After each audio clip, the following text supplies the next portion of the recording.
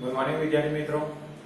આજે આપણે એકાઉન્ટની અંદર જે ભાગ 2 જોઈ રહ્યા છે એની અંદર ચેપ્ટર નંબર 2 એટલે કે નવું ચેપ્ટર જોવાનું છે અને તમારું ચેપ્ટર નંબર 2 ડિબેન્ચરના હિસાબો છે એ જોવાનું છે।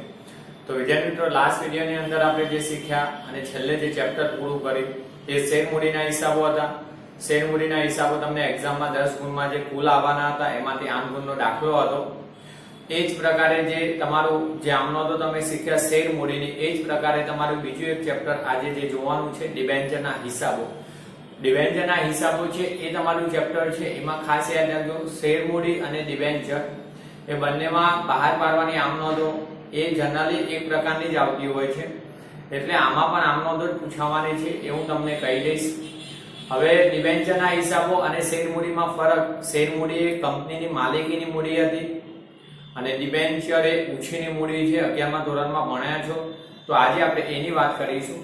તો વિદ્યાર્થી મિત્રો ખાસ પહેલા એક સૂચના છે તમને કે તમારે આ જે શરૂઆતના વિડિયો છે એને પૂરેપૂરા સમજીને પૂરા જોવાના, કારણ કે આની અંદર જે શરૂના 1-2 વિડિયોની અંદર જે શરૂઆત હોય છે એ પૂરી સમજૂતી હોય, બેઝિક કહેવાય એનું ચેપ્ટરનો, એ તમને ખ્યાલ આવે કોન્સેપ્ટ તો તમને આગળ જે દાખલાની શરૂઆતો હોય સમજણ પડે, આગળની આમનોંધોમાં ખ્યાલ આવે।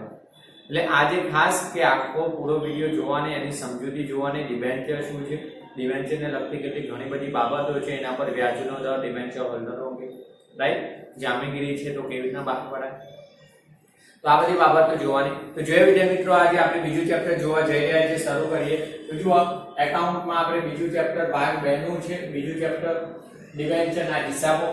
હવે વિદ્યાર્થી મિત્રો આ તમારું ચેપ્ટર છે જે બોર્ડની એક્ઝામમાં યાદ રાખજો, જે બોર્ડની એક્ઝામમાં કેટલા ગુણમાં આવશે એની વાત કરીએ તો બોર્ડની અંદર કુલ 8 ગુણમાં આવે। એમાંથી વિભાગ A એટલે કે એક વિકલ્પ આવે, વિભાગ B ની અંદર એક વાક્યમાં ઉત્તર આપો એવો એક પ્રશ્ન આવે અને વિભાગ C એની અંદર 2 પ્રશ્ન। તો આ જે 1 1 અને 2 છે એ પ્રશ્ન સંખ્યા છે। હવે વિભાગ C ની અંદર આપણને 3 ગુણના આવે છે પ્રશ્નો, એટલે દાખલા પણ હોય થિયરિકલ। તો વિભાગ C ની અંદર અહીંયા 2 પ્રશ્નો આવવાના આ ચેપ્ટરમાંથી, એટલે 6 ગુણનું આમાંથી આવશે। પણ ફાયદો શું અથવા મળશે, એટલે વિભાગ C ની અંદર તમારા 3 આવશે, 2 લખવાના છે જે તમારા માર્કા પ્રમાણે આવશે, 6 ગુણનું છે, 3 ગુણના 2, પણ એક અથવા મળશે। ઓકે, એટલે આમાંથી જો શોર્ટ નોટ પણ પૂછાય છે થિયરિકલ અને દાખલા છે આમનોંધ વાળા છે।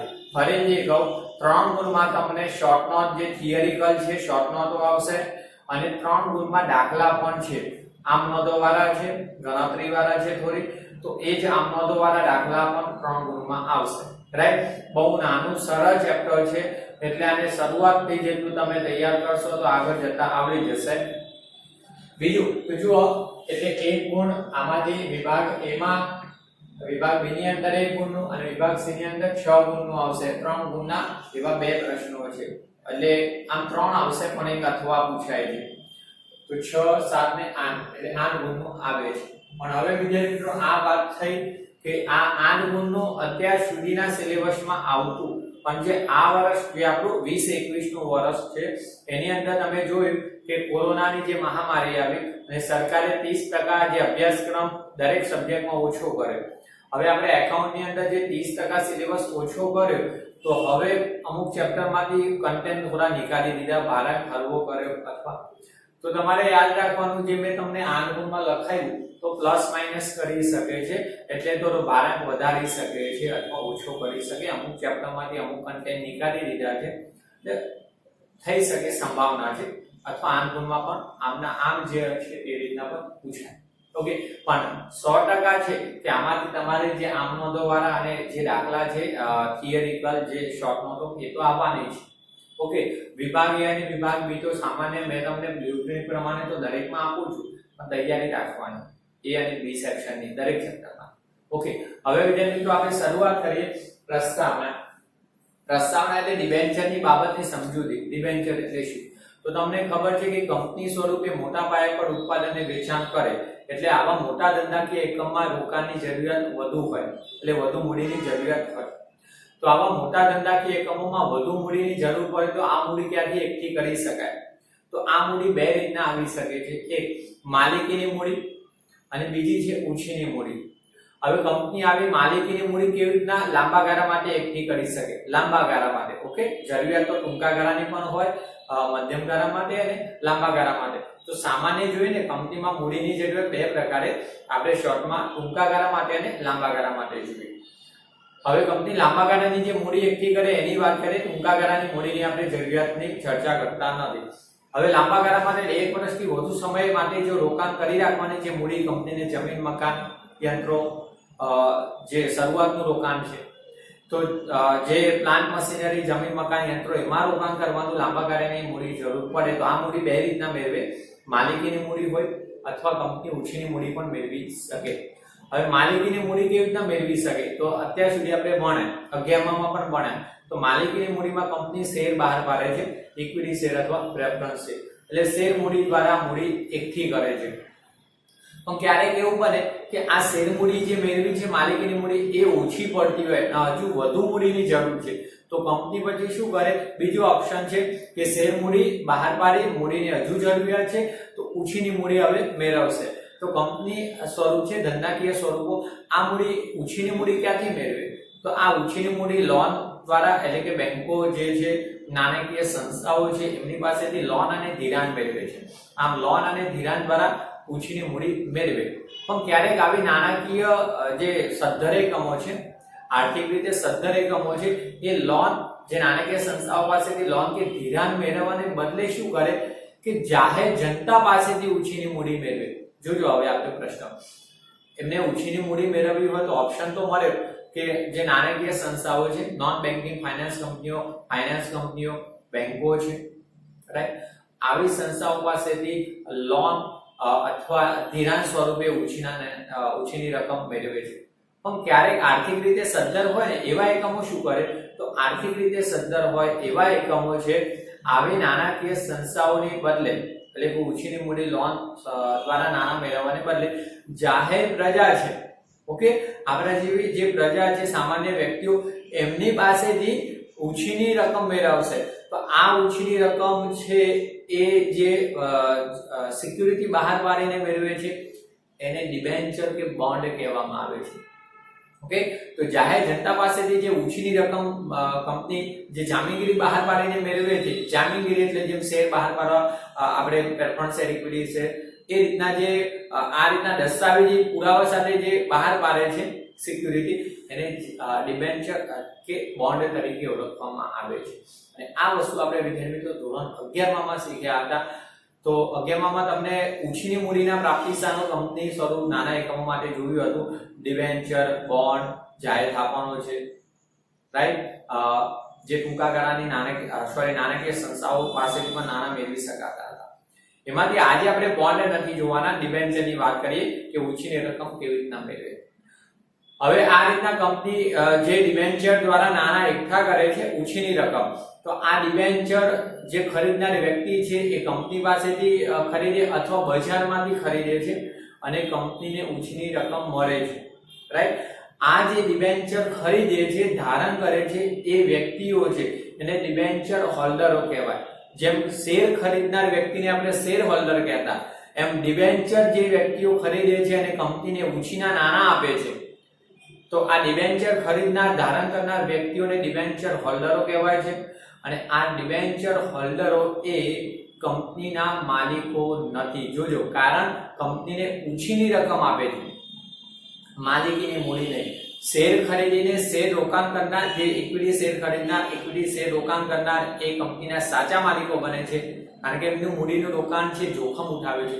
જ્યારે ડિબેન્ચર હોલ્ડરો ઓછીની મૂડી આપે છે પણ એમાં કંપની કોઈ બોજો ઉભો કરતી હોય છે, કોઈ મિલકતો ગીરવે મૂકીને બહાર પાડે, એટલે આમાં નાણાં ડૂબવાનું જોખમ હોતું નથી. એટલે ડિબેન્ચર ખરીદનાર, ડિબેન્ચર હોલ્ડરો એ કંપનીના માલિકો નથી, રાઈટ. બીજું, હવે કંપની જ્યારે ડિબેન્ચર બહાર પાડે છે ત્યારે ડિબેન્ચરની જે રકમ છે એ રકમ નિશ્ચિત હોય, એમાં સિક્યુરિટી એટલે એક પ્રમાણપત્ર રજૂ થતું હોય છે. કંપની જ્યારે ડિબેન્ચર બહાર પાડે ત્યારે કંપની એક દેવું ઊભું કરે છે, તો એ દસ્તાવેજ બહાર પાડે છે સિક્યુરિટી. આ દસ્તાવેજ હોય એમાં દર્શાવેલું હોય ડિબેન્ચર હોલ્ડર છે એનું નામ. જેમ કે ડિબેન્ચર આપણે ખરીદ્યા કોઈ કંપનીના, આપણે ઉછીની રકમનું રોકાણ કર્યું છે કંપનીમાં, તો કંપની તમને એક દસ્તાવેજ આવે, તો એ દસ્તાવેજ એક આપણે ફિઝિકલ વિચારો તો એક કોપી, આપણે કાગળ જેવી કોપી હોય, પછી તમને અત્યારના સમયની પરિસ્થિતિ કેવી છે એ સમજાવું. તો એમાં તમારું ડિબેન્ચર હોલ્ડરનું નામ હોય, ડિબેન્ચરની સંખ્યા, તમે કેટલા ખરીદો તે, ડિબેન્ચર દીઠ રકમ, જેમ આપણે શેર દીઠ રકમ હોય છે ને, 10 રૂપિયાનો શેર, 100 રૂપિયાનો શેર, એમ ડિબેન્ચર પણ શેરની જેમ જ કન્વર્ટ થયેલા હોય છે, કોઈ દાર્શનિક કિંમત, મૂળ કિંમતથી, રાઈટ. તો ડિબેન્ચર દીઠ કિંમત, પછી ત્યાર પછી ડિબેન્ચર પર વ્યાજ ચૂકવાય. યાદ રાખજો, ઉછીની રકમ છે ને, તો કંપની જ્યારે ઉછીની રકમ પર શું ચૂકવે છે? વ્યાજ. જ્યારે શેર મૂડી છે એના પર શું ચૂકવે? નફામાંથી ડિવિડન્ડ.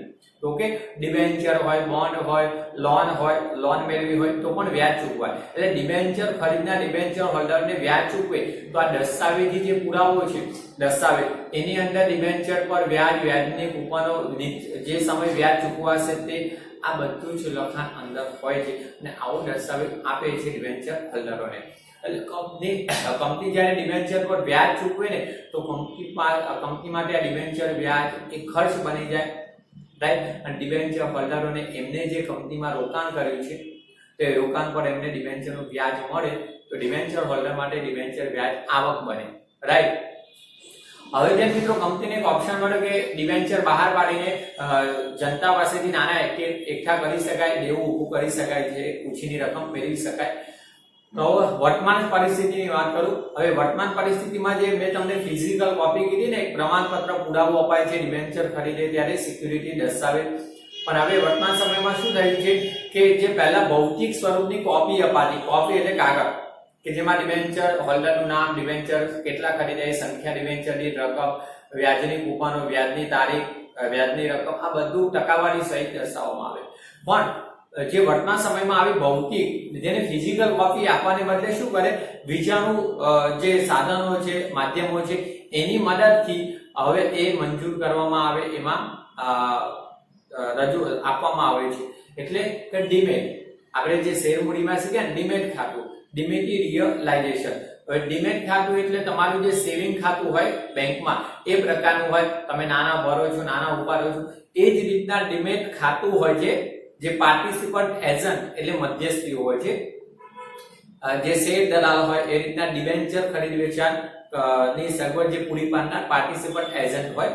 જેમ ઘણી બધી આ તમને સર્વિસ પ્રોવાઈડ કરતી કંપનીઓ છે, મોતીલાલ ઓસવાલ છે, શેરખાન છે, આઈ થિંક નામ સાંભળ્યા હોય. તો ત્યાં તમે ડીમેટ ખાતું ખોલાવો છો. ડીમેટ ખાતાની અંદર તમે જો કોઈ કંપનીના ડિબેન્ચર ખરીદ્યા હોય તો તમારા ખાતામાં આવી જાય, તમે ડિબેન્ચર પરત કરો અથવા વેચાણ કરો છો. જો ડિબેન્ચર વેચાણ પાત્ર હોય તો એમાંથી વેચાણ થાય, એટલે તમારા ડિબેટ ખાતામાં એ રકમ ડિબેન્ચર આવી જાય અને એમાંથી તમારા પરત થતા હોય જ્યારે ભવિષ્યમાં કરો ત્યારે. એટલે અત્યારે આ ભૌતિક સ્વરૂપની જગ્યાએ ઇલેક્ટ્રોનિક સ્વરૂપમાં આ ડિબેન્ચર તમને મળી જતા હોય છે, સીધા તમારા ખાતામાં જમા થઈ જતા હોય છે, ડિમેટ ખાતામાં, બેંક ખાતામાં નહીં, રાઈટ. હવે માનો કે ડિબેન્ચર હોલ્ડરે ડિબેન્ચર ખરીદ્યા, તો એ ડિબેન્ચર એના ખરીદ્યા એવું કેવી રીતના ખબર પડે? તો ડિબેન્ચર હોલ્ડર જ્યારે ડિબેન્ચર ખરીદવા અરજી કરે, જેમ શેર ખરીદવા શેર અરજી થતી, એમ ડિબેન્ચર ખરીદવા ડિબેન્ચર અરજી કરે. પછી કંપની આ ડિબેન્ચર હોલ્ડરની જે અરજી છે, એટલે કે આપણે જે અરજી કરી છે એ મંજૂર કરે. અને મંજૂર કરે ને કે તમે આટલા ડિબેન્ચર ખરીદવા માટેની અરજી કરી, કંપનીએ તમારા આટલા ડિબેન્ચર મંજૂર કર્યા, તો તમને એક મંજૂરી પત્ર મોકલે અને મંજૂરી પત્ર દ્વારા તમને જાણ થાય કે તમારા ડિબેન્ચર તમને રજૂ કંપનીએ માન્ય ગણાય છે અને તમને ફાળવ્યા છે, રાઈટ. તો શેર મૂડીની જેમ જ ડિબેન્ચર જે છે બહાર પાડવાની, રકમ મંગાવી અને મંજૂર કરવાની પ્રોસેસ સામાન્ય એ પ્રકારની હોય છે. એવી જ હોય એવું નહીં સમજતા, કારણ કે પેલી માલિકીની મૂડી છે શેર મૂડી, અને ડિબેન્ચર એ ઉછીની મૂડી છે, અને બંનેમાં આમ ઘણો ફરક છે ઉછીની મૂડી અને માલિકીની મૂડીમાં. હવે આપણે વાત કરીએ ડિબેન્ચરની બાબતમાં ઘણી બધી બાબતો. તો પહેલા ડિબેન્ચરની એક વ્યાખ્યા તમને કહી નાખું કે મેં તમને શોર્ટમાં કીધું કે જાહેર જનતા પાસેથી કંપની જ્યારે ઉછીની રકમ મેળવે છે, તો જે દેવું ઊભું કર્યું છે તો એ દેવાની સ્વીકૃતિ કરશે કે કંપની કે આ જે જાહેર જનતા પાસેથી નાણાં મેળવ્યા છે એ પોતાનું દેવું છે. તો એ દેવું સ્વીકારે કંપની એવો એક લેખિત દસ્તાવેજ રજૂ કરીને આપશે ડિબેન્ચર હોલ્ડરને. એટલે તમને કંપની પ્રમાણપત્ર આપી દે, સામાન્ય મોહર લગાવેલું. મોહર એટલે કંપનીએ સ્વીકૃતિ આપેલી છે. યાદ રાખજો, ડિબેન્ચર પણ સામાન્ય મોહરથી બહાર પાડે. મોહર એટલે કંપનીએ અધિકૃત મંજૂરી આપી છે કે આ ડિબેન્ચર મારા કંપનીના એટલે કે એ કંપનીએ બહાર પાડે છે અને આ રીતના ઉછીના મેળવવાની કંપનીને સત્તા હોય. ઓકે, તો યાદ રાખજો જે મેં તમને સમજાવ્યું એ રીતના વ્યાખ્યા છે. કંપની જ્યારે લાંબા ગાળા માટે જાહેર જનતા પાસેથી જાહેર જનતા પાસેથી જે ઉછીની રકમ મેળવે છે એ ઉછીની રકમ એ કંપનીનું દેવું છે. તો કંપની આ દેવાની સ્વીકૃતિ કરતો જે લેખિત દસ્તાવેજ આપે છે એને કહેવાય ડિબેન્ચર. એટલે તમને આવો દસ્તાવેજ આપી દેશે, પ્રમાણપત્ર, તમે કંપનીમાં ઉછીની રકમનું રોકાણ કરો ત્યારે એને ડિબેન્ચર કહેવાય. અને આ રીતના બોન્ડ પણ બહાર પડતા હોય છે. જુઓ વ્યાખ્યા. હવે જે મિત્રો વ્યાખ્યા છે તમારી આઈએમપી છે અને આપણે આ વિભાગમાં પણ તૈયારી રાખવાની છે, એ અને બી વિભાગની. તો જુઓ વ્યાખ્યા, કંપની જાહેર પ્રજા એટલે જાહેર જનતા પાસેથી લાંબા ગાળા માટે, કારણ કે ડિબેન્ચર એ લાંબા ગાળા માટે ઉછીના નાણાં મેળવવાનું પ્રાપ્તિ સાધન, ડિબેન્ચર બોન્ડ. ઓકે, તો લાંબા ગાળા માટે ઉછીની મેળવેલ રકમ સામે, હવે જાહેર જનતા પાસેથી લાંબા ગાળા માટે ઉછીની મેળવેલ રકમ સામે રોકાણકારોને કંપની પોતાના દેવાનો સ્વીકાર કરતો જે દસ્તાવેજ આપે એ લેખિત દસ્તાવેજ હોય તેને ડિબેન્ચર કહેવાય. ક્લિયર? જાહેર જનતા પાસેથી લાંબા ગાળા માટે ઉછીની મેળવેલી રકમ સામે કંપની પોતાના દેવાની સ્વીકૃતિ કરતો જે લેખિત દસ્તાવેજ ડિબેન્ચર હોલ્ડરો એટલે કે રોકાણકારોને આપશે. ડિબેન્ચર હોલ્ડર એક રોકાણકારો છે, આપે છે, એને આપણે શું કહીએ છીએ? ડિબેન્ચર. આ પ્રકારે બોન્ડ પણ હોય જે લેખિત દસ્તાવેજ હોય છે બોન્ડ સ્વરૂપનો, તો એને બોન્ડ. ક્લિયર? હવે જુઓ, એટલે કે જે ઉછીના નાણાંનું રોકાણ કરે છે ડિબેન્ચર હોલ્ડરને એક લેખિત દસ્તાવેજ કંપની તરફથી મળી જાય કે કંપનીએ તમે કંપનીમાં જે રોકાણ કર્યું છે કંપનીની ઉછીની મૂડી છે. ઓકે, અને તમારી સિક્યુરિટી છે એનું પ્રમાણપત્ર છે. ઓકે, હવે બીજું આ વસ્તુ જો ડિબેન્ચર ધારણ કરનાર એટલે કે જે ડિબેન્ચર ખરીદે છે બજારમાંથી અથવા કંપની પાસેથી, માનો કે આપણે ડિબેન્ચર ખરીદ્યા તો મતલબ આપણે એટલી રકમનું કંપનીમાં રોકાણ કર્યું છે ઉછીની રકમ. તો આપણે જ્યારે ડિબેન્ચર ખરીદ્યા અથવા ધારણ કર્યા છે તો ડિબેન્ચર ખરીદનારને ધારણ કરનારને ડિબેન્ચર હોલ્ડર કહેવામાં આવે. ડિબેન્ચર હોલ્ડર એટલે ડિબેન્ચર ખરીદનાર માલિક છે. પણ જોજો, જેમ શેર ખરીદનારને શેર હોલ્ડર કહેવાય, તો ડિબેન્ચરનું રોકાણ કરનાર ધારણ કરનાર ખરીદનારને ડિબેન્ચર હોલ્ડર કહેવાય. પરંતુ આ બાબત જો ડિબેન્ચર હોલ્ડર એ કંપનીના માલિક ગણાતા નથી. જોજો, ડિબેન્ચર હોલ્ડર એ કંપનીના માલિક ગણાતા નથી. જ્યારે શેર હોલ્ડર એ કંપનીના માલિક હોય છે. Equity share holder, equity share ખરીદનાર ઇક્વિટી શેર હોલ્ડરો એ કંપનીના સાચા માલિકો છે. એમને કંપનીની તમામ નાણાકીય બાબતો સંચાલનની બાબતમાં ભાગ લેવાનો હક મળતો હોય છે. જ્યારે ડિબેન્ચર હોલ્ડર એ કંપનીના માલિક ગણાતા નથી, એક લેન્ડર હોય છે. આ બાબત ખાસ, અને આ આઈ થિંક આ વિકલ્પમાં પણ પૂછાયેલો છે. ડિબેન્ચર હોલ્ડર એક લેન્ડર હોય છે.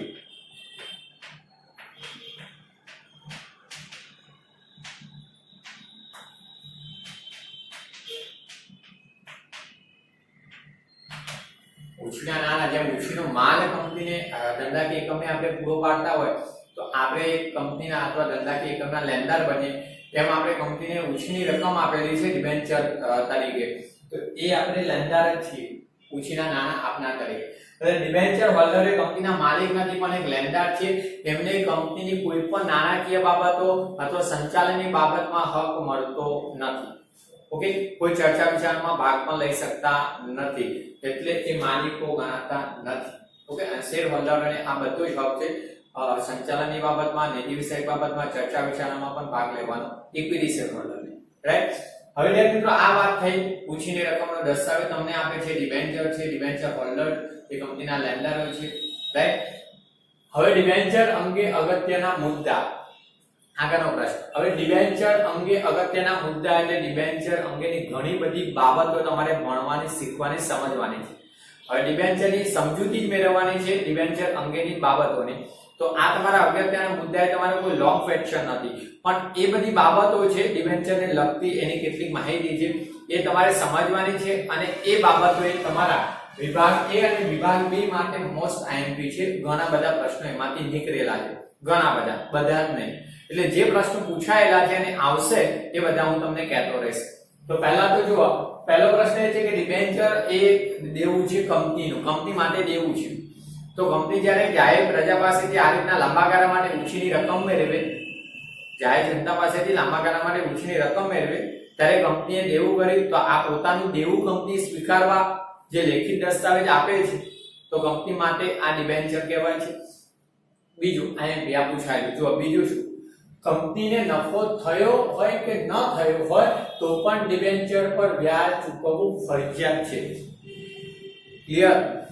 કંપનીને જે ઇક્વિટી શેર છે અને પ્રેફરન્સ શેર છે એ શેર મૂડી એ માલિકીની મૂડી, એમાં પ્રેફરન્સ શેર પસંદગીના શેર છે જ્યારે ઇક્વિટી શેર એ સાચી માલિકીની મૂડી છે.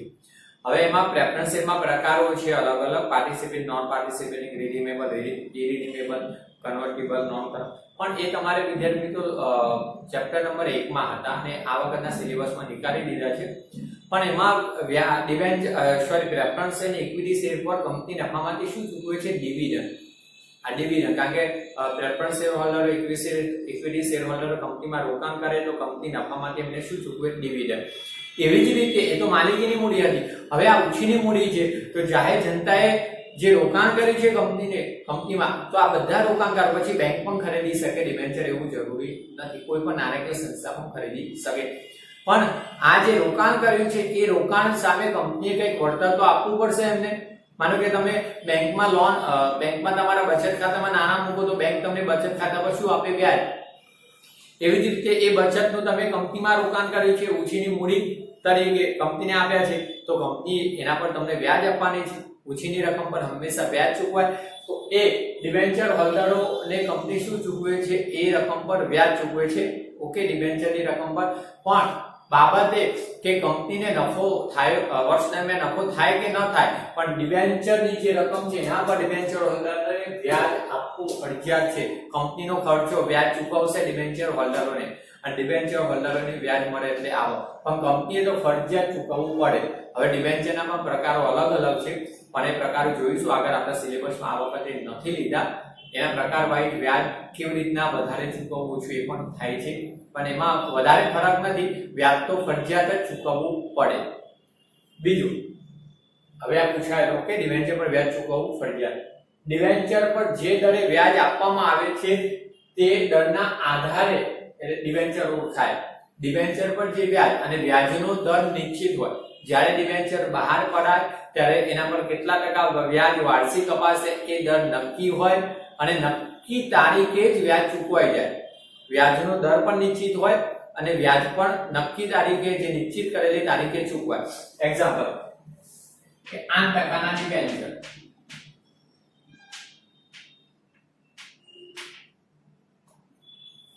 કંપની જ્યારે ડિબેન્ચર બહાર પાડે તો એની ટકાવારી નિશ્ચિત હોય વ્યાજની. તો એક્ઝામ્પલ કે 8% ડિબેન્ચર બહાર પાડે, આવું તમને કે તો 8% એ ડિબેન્ચર પર વ્યાજનો દર છે. જુદો વ્યાજનો દર તમને કંપની, તમે જે રોકાણ કરો છો એના પર વાર્ષિક 8% વ્યાજ ચૂકવશે, નક્કી છે. તમે 8% ડિબેન્ચર ખરીદ્યા તો 8% વાર્ષિક વ્યાજ ચૂકવશે. તો જે ટકાવારીનો દર છે, આ દર એટલે ટકાવારી દર વ્યાજનો, એના આધારે ડિબેન્ચર ઓળખાય. 8% ડિબેન્ચર તો એ 8% ડિબેન્ચર તરીકે જ ઓળખાશે. 8% એ વ્યાજનો દર છે. 7% ડિબેન્ચર તો 7% ડિબેન્ચર એટલે વાર્ષિક 7% વ્યાજ ચૂકવશે. તો 7% દરે ડિબેન્ચર બહાર પાડે, ડિબેન્ચર ઓળખાય ટકાવારીના આધારે. પણ જે ટકાવારી છે એ વ્યાજનો દર છે અને નિશ્ચિત જ હોય, વાર્ષિક દર હોય છે, મહિનાનો નથી હોતો.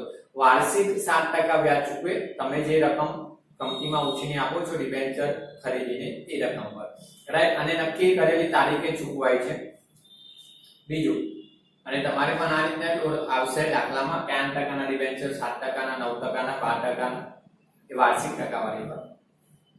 ત્રીજું, ડિબેન્ચર અમુક નિશ્ચિત મુદત માટે બહાર પાડવામાં આવે ત્યારે નક્કી કરેલી શરતો મુજબ ડિબેન્ચર હોલ્ડરને તે મુદતના અંતે ડિબેન્ચરના નાણાં પરત કરવામાં આવે.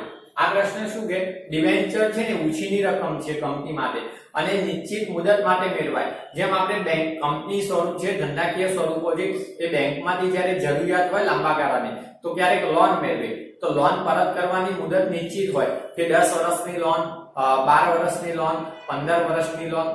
તો એ નિશ્ચિત મુદત પછી લોન પરત કરી દેવાની હોય છે, પૂરેપૂરી ચૂકવી દેવાની હોય. એવી જ રીતે કંપની આ રીતના જાહેર જનતા પાસેથી નાણાં ઉછીના મેળવે છે ડિબેન્ચર સ્વરૂપે. તો આ જાહેર જનતા જે રોકાણ કરનાર છે, રોકાણકારો, એમને ડિબેન્ચરની રકમ નિશ્ચિત મુદતને અંતે પરત કરવાની હોય એ ડિબેન્ચર બહાર પાડે ત્યારે નક્કી કરેલી હોય એ રિડીમેબલ ડિબેન્ચર રેફરન્સ એટલે કે ડિબેન્ચર બહાર પાડવામાં આવે ને ત્યારે જ પરત કરવાની મુદત સામાન્ય નક્કી કરેલી હોય છે કે 10 વર્ષની મુદતના ડિબેન્ચર. તો 10 વર્ષના અંતે ડિબેન્ચર હોલ્ડરને જે રકમ છે કંપનીએ મેળવેલી ઉછીની પરત કરે. તો નિશ્ચિત મુદત માટે બહાર પાડવામાં આવે, 5 વર્ષ માટેના, 7 વર્ષ, 10 વર્ષ, 12 વર્ષની મુદતના. તો એ જે મુદત પૂરી થાય 12 વર્ષની કે 10 વર્ષની ત્યારે રકમ પરત કરી દેવામાં આવે છે ડિબેન્ચર હોલ્ડરને. ઓકે, વ્યાજ દર વર્ષે ચૂકવાતું હોય, વર્ષમાં 2 વખત કે 1 વખત આઈ થિંક.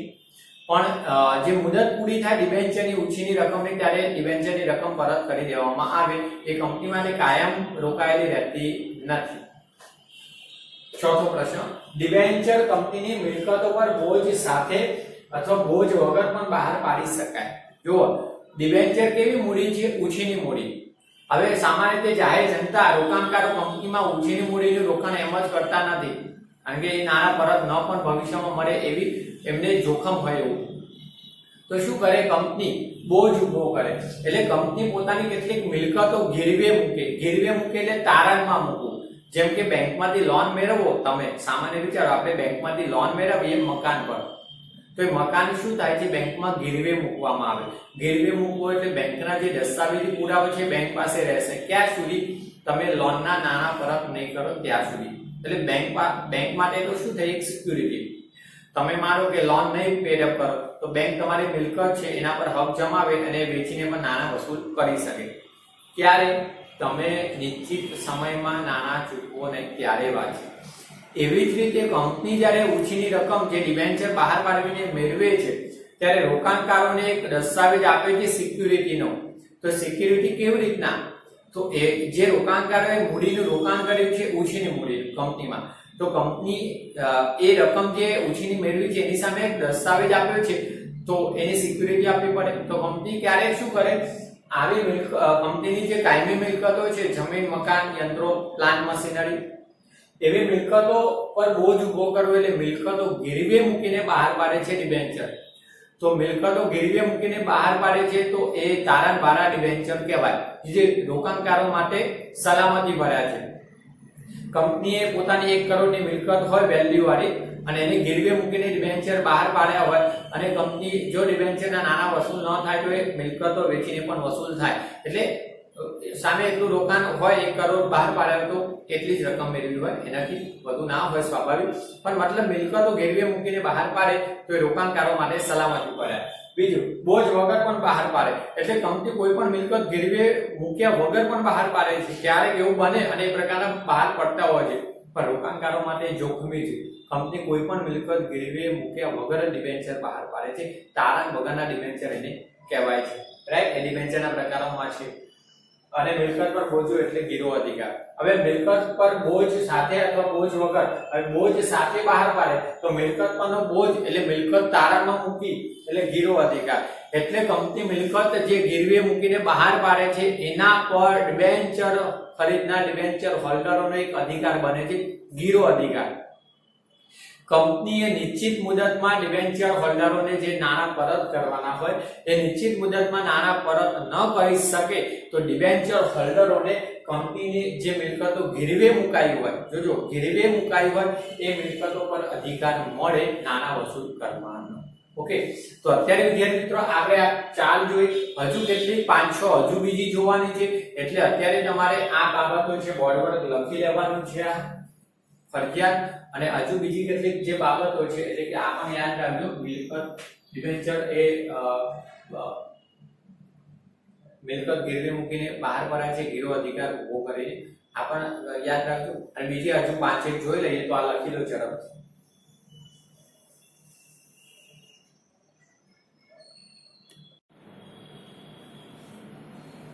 હવે આગળ જોઈએ વિદ્યાર્થી મિત્રો. હવે જો ડિબેન્ચરની બીજી બાબતોમાં આપણે 5મો જોઈએ. 4 જે વિગતો હતી આપણે બાબતો સમજી ગયા. આ બાબતો તમારે મેં કીધું એક ગુણમાં ખાસ યાદ રાખવાની છે. તો પાંચમી જોઈએ. હવે પાંચમી વિદ્યાર્થી મિત્રો મોસ્ટ આઈએમપી છે. મોસ્ટ આઈએમપી એટલે જુઓ તમે એનો આ લગભગ ઘણી વખત પૂછાયેલો પ્રશ્ન છે વિકલ્પોની અંદર, અને તમે વિકલ્પો સોલ્વ કરશો ત્યારે પણ આ પ્રશ્ન તમને જોવા મળશે. આઈ થિંક એક્સરસાઇઝમાં પણ જે વિકલ્પો હશે એની અંદર પણ આ પ્રશ્ન છે. એટલે આ તમારો એક ગુણનો પ્રશ્ન તૈયાર થઈ જાય છે. જોજો હવે જે ડિબેન્ચર છે ને નિશ્ચિત મુદત માટે બહાર પડાય 5 વર્ષ, 10 વર્ષ, 8 વર્ષ, 20 વર્ષ, તે પહેલા કોઈ જોગવાઈ નહોતી. જે કંપનીદારો છે ને 2013 જૂનો એક કંપનીદાર 1956 હતું, ત્યારે કંપનીદારમાં ડિબેન્ચર કેટલી મુદત માટે બહાર પાડવા એની કોઈ મુદત નિશ્ચિત નહોતી. પણ હવે મુદત નિશ્ચિત કરવામાં આવી, અને મુદત કયા ક્ષેત્રની અંદર, તો એ કયા ક્ષેત્રમાં કેટલી મુદત છે એ આપણે એક પ્રશ્ન આપ્યો છે. જુઓ તો કંપની ધારા 2013, આ નવો કંપની ધારો જે આપણે 2013 માં આવ્યો, તો કંપની ધારા 2013 મુજબ કોઈ પણ કંપની કોઈ પણ 10 વર્ષથી વધુ મુદતના ડિબેન્ચર બહાર પાડી શકે નહીં. આ એક મોસ્ટ ઇમ્પોર્ટન્ટ પ્રશ્ન કે કંપની ધારા 2013 મુજબ કંપની વધુમાં વધુ કેટલી મુદતના 10 વર્ષની જ મુદતના ડિબેન્ચર બહાર પાડી શકે. 5 વર્ષ, 8 વર્ષ, 7 વર્ષ ચાલે, 10 વર્ષ સુધી ચાલે, પણ 10 વર્ષથી વધુ એટલે કે 11 વર્ષ, 12, 20 વર્ષ, 25 વર્ષની મુદતના ડિબેન્ચર બહાર પાડી શકે નહીં. ઓકે, એટલે કે 10 વર્ષથી વધુ મુદતના ડિબેન્ચર બહાર પાડી શકે નહીં. પણ હવે એક અપવાદ, એક કંપની એટલે કે એક સેક્ટર છે, એક જે ક્ષેત્ર એમાં છૂટ મળી, તો કયો બીજો પ્રશ્ન. હવે આ મર્યાદા થઈ છે કે 10 વર્ષથી વધુ મુદતના કોઈ પણ કંપની ડિબેન્ચર બહાર પાડી શકતી નથી. પણ જો કે જે કંપની ઇન્ફ્રાસ્ટ્રક્ચર પ્રોજેક્ટમાં કામ કરતી હોય, ઇન્ફ્રાસ્ટ્રક્ચર જે ક્ષેત્ર છે, જે પ્રોજેક્ટ મારું એક આખું ડેવલપમેન્ટ ક્ષેત્ર આખું જે દેશના તંત્રનું મજબૂત ક્ષેત્ર છે ઇન્ફ્રાસ્ટ્રક્ચર, એ ક્ષેત્રમાં કોઈ કામ કરતી હોય કંપની 10 વર્ષથી વધુ મુદતના ડિબેન્ચર બહાર પાડી શકે. ઓકે, એટલે 10 વર્ષ સુધીની મુદત કોઈ પણ કંપનીને નથી વધુ બહાર પાડવાની. પણ આ એક ઇન્ફ્રાસ્ટ્રક્ચર પ્રોજેક્ટમાં કોઈ કંપની કામ કરતી હોય તો એને છૂટ મળી કે 10 વર્ષથી વધુ મુદતના ડિબેન્ચર તમે બહાર પાડી શકો. એટલે 10 વર્ષથી વધુ મુદતની છૂટ મળી, પણ આગળ જોજો એની પણ લિમિટ નક્કી કરી. તો આગળ શું કીધું, પરંતુ વધુમાં વધુ 30 વર્ષ સુધીના 30 વર્ષ સુધીના ડિબેન્ચર બહાર પાડી શકે. એટલે એની મર્યાદા શું થાય, 10 વર્ષથી વધુ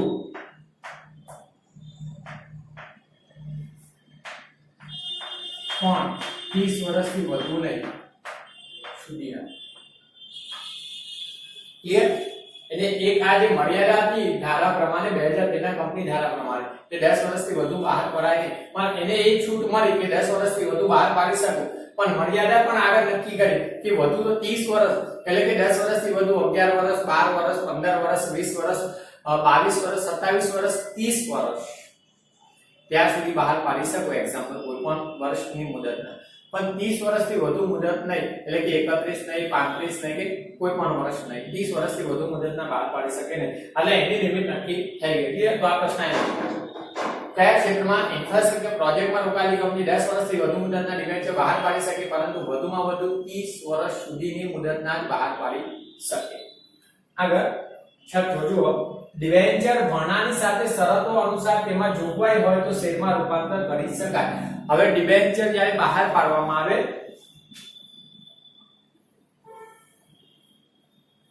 ઓકે, ડિબેન્ચર બહાર પાડવામાં આવે ત્યારે શેર મૂડી જે રીતના બહાર પાડીને નાના એકઠા કરવામાં આવે એ રીતના ડિબેન્ચર હોલ્ડર અરજી કરે. એટલે અરજી વખતે જે ડિબેન્ચર દીઠ રકમ હોય, 100 નો ડિબેન્ચર બહાર પાડ્યો હોય એક્ઝામ્પલ, તો 100 રૂપિયામાંથી 30 રૂપિયા, 40 રૂપિયા મંગાવે. પછી એ જ્યારે ડિબેન્ચર મંજૂર કરાય, ડિબેન્ચર હોલ્ડરોને મંજૂરી પત્ર મોકલાય, ત્યારે મંજૂરી પત્ર મળે, મંજૂર થયા ત્યારે મંજૂરીની રકમ મંગાવવામાં આવે, અને બીજા 30 રૂપિયા મંગાવ્યા. અને પછી હપ્તાની સગવડ અપાય કે 20 રૂપિયાનો હપ્તો, પછી વધે તે 20 રૂપિયા, એમ કરીને 100 રૂપિયા ડિબેન્ચર દીઠની રકમ મંગાવાય. એટલે શેર મૂડીની જેમ. તો ડિબેન્ચર જ્યારે બહાર પાડવામાં આવે એટલે ભરણા એટલે જ્યારે બહાર પાડવામાં આવે ત્યારે શરતો એટલે કે જોગવાઈઓ હોય. તો ભરણા વખતે જ્યારે શરતો હોય, જે જોગવાઈ હોય એ અનુસાર તેમાં જોગવાઈ હોય તો શેરમાં રૂપાંતર કરી શકાય. હવે ડિબેન્ચર કોઈ ચોક્કસ મુદત પૂરી થાય, તો એક્ઝામ્પલ જુઓ કે ડિબેન્ચર બહાર પાડે ત્યારે ડિબેન્ચર હોલ્ડરોને બહાર પાડે ત્યારે એક શરત મૂકી કે આ ડિબેન્ચર 10 વર્ષ પછી એનું પૂરેપૂરું શેરમાં રૂપાંતર અથવા અંશત એટલે અમુક રકમનું શેરમાં રૂપાંતર થઈ જશે. એટલે જ્યારે બહાર પાડે ત્યારે ઓછીની મૂડી હતી ડિબેન્ચર દેવું. પણ જ્યારે ચોક્કસ મુદત પૂરી થાય 10 વર્ષ 8 વર્ષ કે 7 વર્ષ જે નક્કી કરેલા તે મુદત પછી એ ડિબેન્ચરનું શેરમાં રૂપાંતર કરી શકાય, રૂપાંતર આપોઆપ થઈ જાય. તો એ રૂપાંતર શેરમાં થઈ જાય ત્યારે માલિકીની મૂડી થઈ જાય અને એ શેર હોલ્ડર બની જાય. તો જ્યારે ચોક્કસ મુદતની અંદર શેરમાં રૂપાંતર કરી શકાય તેવી જોગવાઈથી બહાર પાડ્યા હોય તો એને રૂપાંતર પાત્ર ડિબેન્ચર, જેને કન્વર્ટિબલ ડિબેન્ચર કહેવાય. અને જો શેરમાં રૂપાંતર થઈ ન શકે એવી શરતે બહાર પાડ્યા હોય એવી જોગવાઈથી તો એ નોન કન્વર્ટિબલ, જેને કહેવાય બિન રૂપાંતર પાત્ર ડિબેન્ચર. 11મા ધોરણમાં આ તમે વ્યાખ્યાઓ આવી હતી ડિબેન્ચરના પ્રકારોમાં, પણ 12મા ધોરણમાં પણ ડિબેન્ચરના પ્રકારો છે, પણ આ વખતના સિલેબસમાં નથી લીધા છે. વ્યાખ્યાઓ ખાલી જાણકારી માટે હતી, પણ યાદ રાખજો, શીખ્યા છો, રાઈટ? જો શરતો હોય તો શેરમાં રૂપાંતર કરી શકાય. 7મું જોઈએ આગળ. ડિબેન્ચર બહાર પાડ્યા બાદ સામાન્ય સંજોગોમાં શેર બજારમાં એટલે સ્ટોક એક્સચેન્જ, ઓકે, નોંધાયેલા એટલે લિસ્ટેડ, નોંધણી થયેલી હોય એવા ડિબેન્ચરનું ખરીદ વેચાણ શેર બજારમાં કરવામાં આવે છે. ઓકે, આવા ડિબેન્ચરની બજાર કિંમત તેની મૂળ કિંમત જેટલી કે તેથી ઓછી કે વધુ હોઈ શકે. શોર્ટમાં કહો, માનો કે ₹100 નો છે એવા ડિબેન્ચર બહાર પાડે. ડિબેન્ચર દીઠ કિંમત શું? 100 મૂળ કિંમત. ₹100 નો એવા ડિબેન્ચર, એવા 1 લાખ ડિબેન્ચર બહાર પાડે. ઓકે, એક્ઝામ્પલ તરીકે. હવે આ ડિબેન્ચર એવી શરતો છે સામાન્ય કે નોંધાયેલા છે, રજિસ્ટર્ડ ડિબેન્ચર કહેવાય. નોંધાયેલા ડિબેન્ચર એટલે રજિસ્ટર્ડ ડિબેન્ચર, જેની નોંધણી થઈ હોય SEBI, security exchange board of India, જેમાં ખરીદ વેચાણ કરાવવા માટે નોંધણી કરાવેલી હોય અને રજિસ્ટર થયા એવી શરતે બહાર પાડે છે, રજિસ્ટર કરેલા. તો આવા રજિસ્ટર્ડ ડિબેન્ચર હોય નોંધાયેલા, તો એવા ડિબેન્ચરનું આપણે માન્ય શેર બજારો જે Bombay stock exchange, national stock exchange, NSE, આવા શેર બજારો સ્ટોક એક્સચેન્જમાં ખરીદ વેચાણ થાય. જેમ શેરનું ખરીદ વેચાણ થાય છે એવી રીતે આવા ડિબેન્ચરનું, કયા?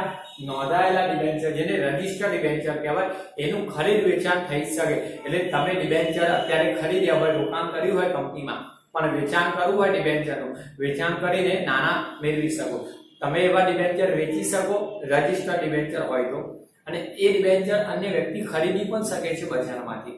તો રજિસ્ટર્ડ ડિબેન્ચરનું ખરીદ વેચાણ શેર બજારમાં કરવામાં આવે.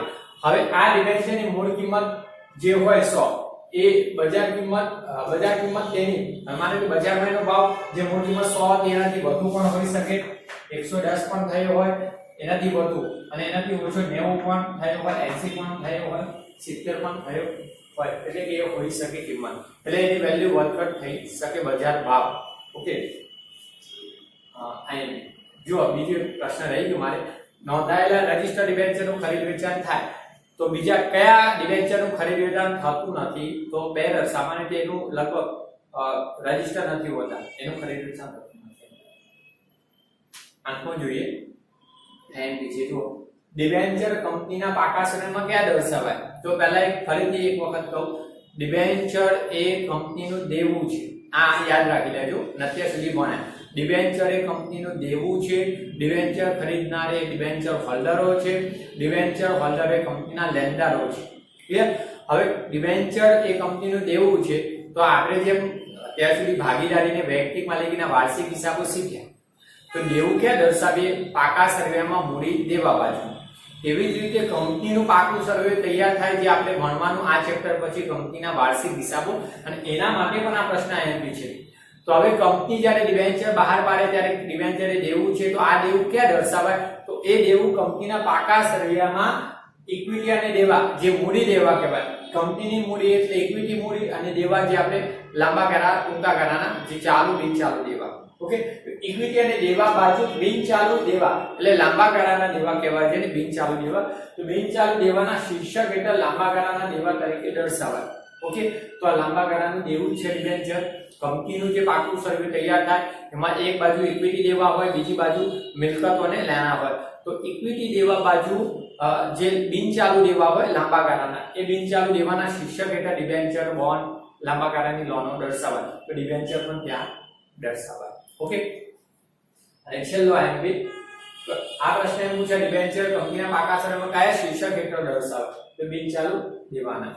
અને તમારે પ્રેક્ટિકલી પણ દર્શાવવાના આવશે આ પછીનું ચેપ્ટરમાં. એટલે 11 નો દાખલો આવે છે એમાં એમ બીજું બાબત યાદ રાખજો. નવું જોઈએ, જો કોઈ ડિબેન્ચર હોલ્ડર હપ્તાની રકમ ન ભરે તો ડિબેન્ચર જપ્ત કરી શકાતા નથી. જોજો આપણે પહેલા વાત કરીએ આને બાજુમાં રાખો શેર મૂડી. શેર મૂડીમાં કેવું હોય, કંપની શેર હોલ્ડર અરજી કરે, અરજી પછી મંજૂર કરે તો કોઈ ડિબેન્ચર હોલ્ડર મંજૂરી હપ્તાઓ જે હોય પ્રથમ કે આખરી એવો હપ્તો મંગાવતી હોય અને હપ્તાની રકમ ન ભરે ડિબેન્ચર હોલ્ડરો તો કંપની શું કરે, આ ડિબેન્ચર આ શેર ચોક્કસ કાર્યવાહી બાદ જપ્ત કરી શકે છે. ઓકે, તો એ જપ્ત કરી શકાય છે અને ફરીથી બહાર પણ પાડી શકાય છે. પણ ડિબેન્ચર ને એવું લાગુ પડતું નથી. ડિબેન્ચર એક દેવું છે. કોઈ ડિબેન્ચર હોલ્ડર, હવે માનો કે કંપનીએ અરજીઓની મંજૂર કરી, ડિબેન્ચર ફાળવી દીધા, પછી જ્યારે મંજૂરીની રકમ મંગાવે કે કોઈ હપ્તો મંગાવે, એક હપ્તામાં, બે હપ્તામાં, તો ડિબેન્ચર હોલ્ડર કોઈ હપ્તો ન ભરી શકતા હોય ને તો એ જપ્ત કરી શકાય નહીં. રાઈટ, કારણ કે ડિબેન્ચર એ પરત કરવાના હોય નિશ્ચિત મુદતમાં, એટલે જપ્ત થતા નથી, કારણ કે કંપનીએ ઓલરેડી ઉછીની મૂડી મેળવી દીધી. એટલે ખાસ ડિબેન્ચર જપ્ત કરી શકાતા નથી. હવે બીજી બે બાબતો યાદ કરી નાખો, અહીંયા નથી લખી, સામાન્ય છે. ડિબેન્ચર હોલ્ડર એ કંપનીના લેણદારો છે, એટલે ડિબેન્ચર હોલ્ડરોને કંપનીની કોઈ પણ બાબતમાં મત આપવાનો અધિકાર નથી. શેર હોલ્ડરોને હોય છે ચર્ચા વિચારણામાં ભાગ લેવાનો સંચાલનમાં, પણ ડિબેન્ચર હોલ્ડરોને કોઈ મત મળતો નથી. ક્લિયર? અને બીજું, ડિબેન્ચર છે એ ચોક્કસ મુદતની અંતે પરત કરવાના જ હોય છે. બીજી એક બાબત કે જ્યારે કંપનીનું વિસર્જન થાય, વિસર્જન થવું એટલે કાયમી બંધ થાય કંપની, ક્યારેક ખર્ચામાં જાય ત્યારે. ઓકે, તો કંપનીનું વિસર્જન થાય, બંધ થતી હોય એ સંજોગોમાં જે કંપનીની મૂડીઓ હોય છે પરત કરવાની ઉછીના નાણાં, તો એમાં ડિબેન્ચર હોલ્ડરોને પ્રથમ નાણાં પરત કરવામાં આવે. સ્વાભાવિક છે, પહેલા ઉછીની મૂડી પરત થાય, પછી માલિકીની. એટલે ડિબેન્ચર હોલ્ડરોના નાણાં પ્રથમ પરત થાય, પછી નાણાં વધ્યા હોય એટલે પ્રેફરન્સ શેર, અને વધે તો ઇક્વિટી શેર હોલ્ડરના નાણાં પરત થાય. એટલે યાદ રાખજો, કંપનીના વિસર્જન સમયે ડિબેન્ચર હોલ્ડરોને નાણાં પરત પ્રથમ થતા હોય છે. તો બસ વિદ્યાર્થી મિત્રો, આપણા જે પ્રશ્નો હતા તમે લખી લેજો અને તૈયાર કરજો. અને આ બધી બાબતો આવડશે, ખબર પડશે તો આગળ તો તમને ખબર પડવાની છે 100%. ઓકે, તો જોઈએ હવે નેક્સ્ટ વિડીયોમાં આપણે જોઈશું બાકીની બાબતો.